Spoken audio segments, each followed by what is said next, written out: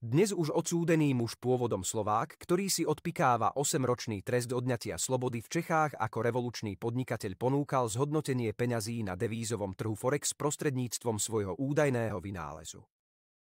Mal to byť softvérový robot VSM, ktorého základom je programovacia matrica s označením 5D, ktorá umožňuje úplne odlišný pohľad na vývoj a výsledky na kapitálovom trhu.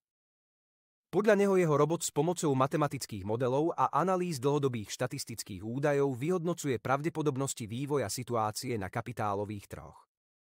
Na ich základe potom v záujme klienta realizuje kroky pre úspešné zhodnocovanie jeho finančných prostriedkov.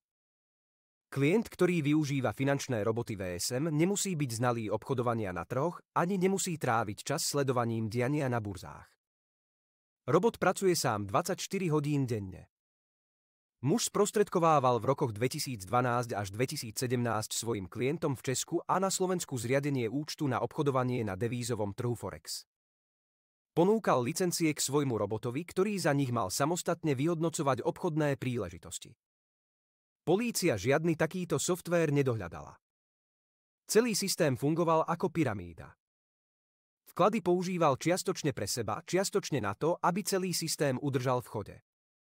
Popri neexistencii sľubovaného robota investorom zámerne zatajil aj to, že k danému typu podnikania nemal potrebné povolenie od Českej národnej banky. Podvodne vylákané peniaze sústavne prevádzal na účty iných svojich spoločností, vyberal ich v hotovosti alebo si za ne kupoval nehnuteľnosti.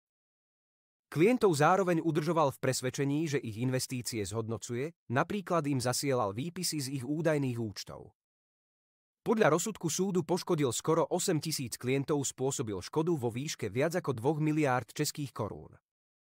S nárokom na náhradu škody sa k trestnému konaniu chcela pripojiť len menšina. Ostatní pravdepodobne nechceli zostať v hanbe. Vložené čiastky sa pohybovali väčšinou v rade 100 000, prípadne 10 000, niektorí ale mužovi zverili milióny.